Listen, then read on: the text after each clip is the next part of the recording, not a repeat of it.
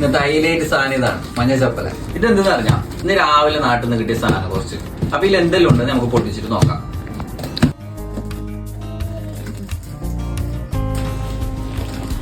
ഇതെന്താ മനസ്സിലായ? ഉണക്ക്, നല്ല ഉണക്ക് സ്രാവ്. സ്രാവ്. ഇതെന്ത്? നെട്ടിപ്പൊടി, ചെമ്മീൻ, മുളക് പൊടി, കോഴി ചിപ്സ്,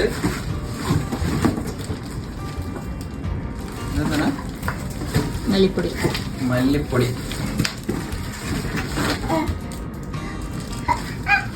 മിൽമാന്റെ ഗീ.